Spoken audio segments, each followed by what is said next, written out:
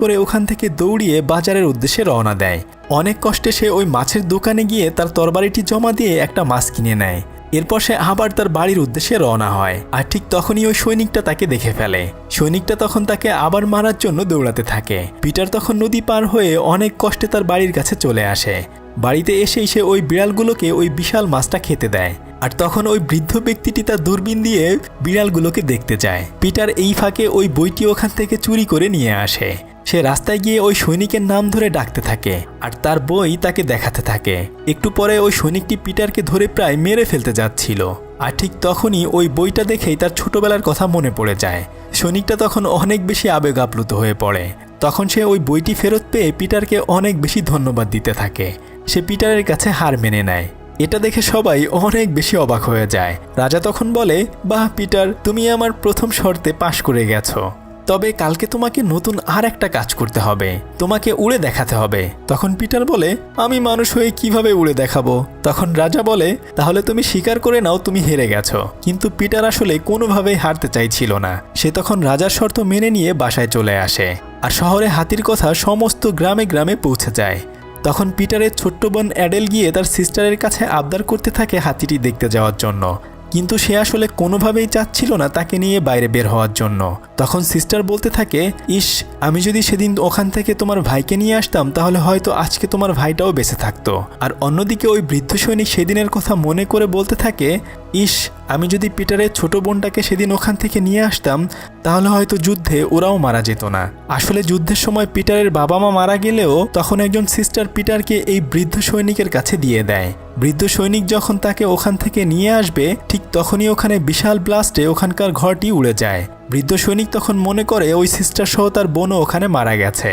যাই হোক, পিটার তখন অনেক বেশি মন খারাপ করে বসে থাকে, কেননা সে আসলে জানে না কিভাবে কালকে সে সবার সামনে উড়ে দেখাবে। তখন মার্টিন তাকে তার বাসায় নিয়ে আসে। মার্টিনের ওয়াইফ তাকে বলে, তুমি একদমই চিন্তা করো না, এখন রাতে খাবার খাও, সকালবেলা কোনো কিছু একটা তোমাকে আমরা দেখিয়ে দেব।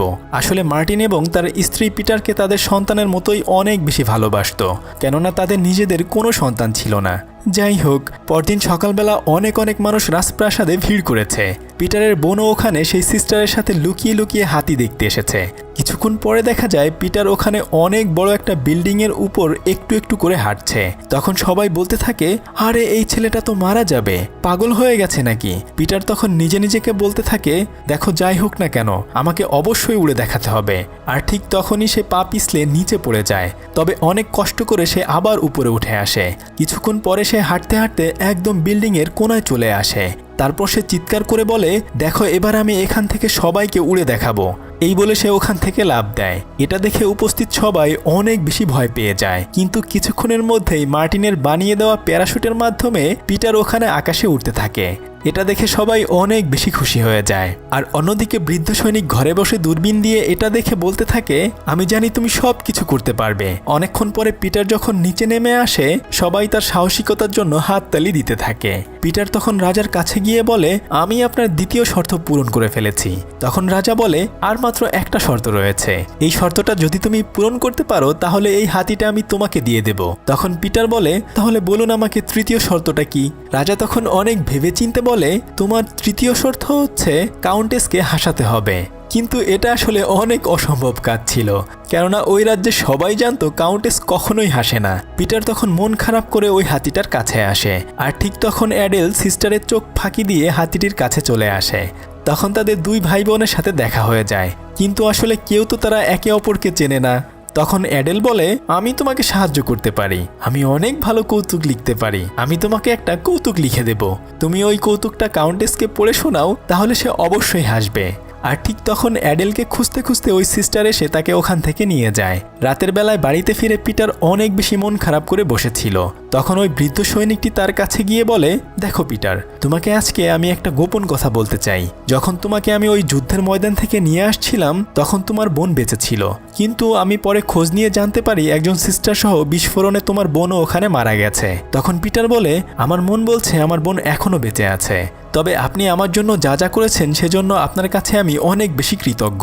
তখন বৃদ্ধ সৈনিকটি বলে, যাই হোক, আমি চাই কালকেও তুমি যেন জিততে পারো। আমি তোমাকে একটা কৌতুক লিখে দিচ্ছি। পিটার তখন ডায়েরিটি নিয়ে বাইরে এসে কৌতুকগুলো পড়তে থাকে। তারপর সে হাতিটার শরীর পরিষ্কার করতে করতে বলতে থাকে, জানো, আমি সুন্দর একটা কৌতুক খুঁজে পেয়েছি। আমি অবশ্যই কালকে কাউন্টেসকে হাসাবো আর তোমাকে এখান থেকে মুক্ত করে নিয়ে যাব। তোমাকে নিয়ে আমি অনেক অনেক জায়গায় ঘুরে বেড়াবো।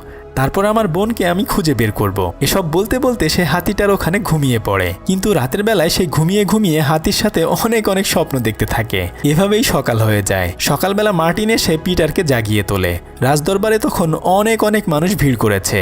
রাজা তখন বলে, পিটার, তাহলে তুমি এবার তোমার তৃতীয় কাজটি শুরু করো। তখন পিটার একটা ডায়েরি বের করে বলতে থাকে, একবার একজন কৃষক আর জেলে মাঠে হাঁটতে বের হলো। তখন তারা ওখানে একটা মুরগি দেখতে পেল। তারা একজন তখন আরেকজনকে বলতে লাগলো, ডিম আগে না মুরগি আগে। এই কৌতুকটি শুনে আসলে ওখানকার কেউ হাসছিল না, কিন্তু সবাই চাচ্ছিল যেভাবেই হোক না কেন পিটারকে জিতিয়ে দেওয়ার জন্য। তখন কাউন্টেস তার কৌতুক শুনে মিথ্যা হাসি দেয়। রাজা তখন বলে, না না, এটা হবে না, কেননা এটা আসলে কাউন্টেসের আসল হাসি নয়। কিন্তু পিটার তখন রাজার কাছে অনেক অনেক রিকোয়েস্ট করতে থাকে, প্লিজ আপনি হাতিটাকে ছেড়ে দিন, কেননা হাতির হয়তো একটা পরিবার রয়েছে। কিন্তু রাজা তখন বলে, না পিটার, এটা হবে না, কেননা তুমি তোমার তৃতীয় শর্ত পূরণ করতে পারোনি। তখন রাজা হুকুম দেয় হাতিটাকে মেরে ফেলার জন্য। আর ঠিক তখনই ওখানে সেই গণক জাদুকরী মহিলাটি চলে আসে। সে এসে বিড়ালের শরীরে কিছু একটা দিয়ে যায়। তারপর সে বিড়ালটাকে ওখানে ছেড়ে দেয়। সে যখন ওখান থেকে চলে যায়, বিড়ালটা তখন গা ঝাড়া দিলে ওগুলো হাতির নাকের ভেতরে চলে যায়। আর ঠিক তখন হাতিটি হাঁচি দিলে হাতির নাকের ভেতর থেকে অনেকগুলো ময়লা এসে রাজার চোখে মুখে মেখে যায়। আর এটা দেখে ঠিক তখনই কাউন্টেস হেসে দেয়। রাজা তখন বলে, যাও পিটার, তুমি তোমার তৃতীয় শর্ত পূরণ করে ফেলেছ। এখন এই হাতিটা তুমি নিয়ে যেতে পারো। এটা শুনে সে অনেক বেশি খুশি হয়ে যায়।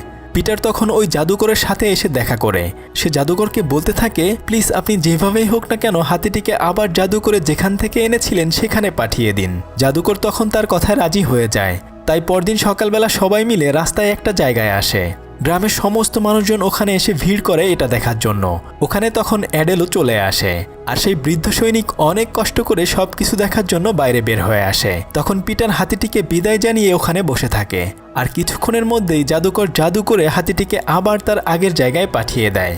আর তখনই তাদের সারা শহর জুড়ে আলো ছড়িয়ে পড়ে। ওখানে তাদের দুই ভাই বোনের আবার দেখা হয়ে যায়, কিন্তু কেউ তো কাউকেই আসলে চিনে না। সিস্টার এসে যখন অ্যাডেলকে ওখান থেকে নিয়ে যেতে চায়, আর ওই বৃদ্ধ ব্যক্তিটিও তখন পিটারকে ওখান থেকে তার বাসায় নিয়ে যাওয়ার জন্য আসে। আর তখনই তাদের দুজনের সাথে দুজনের দেখা হয়ে যায়। তারা একে অপরকে দেখে একজন আরেকজনকে চিনে ফেলে। তখন পিটার তার বোন অ্যাডেলকে খুঁজে পায়, আর অ্যাডেল তার ভাইকেও খুঁজে পায়। ঠিক এমনই একটা শহরে একটা জাদুকরী পরিবার ছিল। ওই পরিবারের সবার জাদু শক্তি ছিল, কিন্তু ওই পরিবারের একটা মেয়ে কোনো জাদু শক্তি পায়নি। তবে পরবর্তীতে জানা যায় ওই মেয়ের কাছে আসলে অনেক শক্তিশালী একটা ম্যাজিক্যাল পাওয়ার ছিল। এই অসাধারণ গল্পটি দেখতে চাইলে স্ক্রিনে থাকা আমাদের এই ভিডিওটি দেখুন। ততক্ষণে সবাই ভালো থাকুন। আল্লাহ।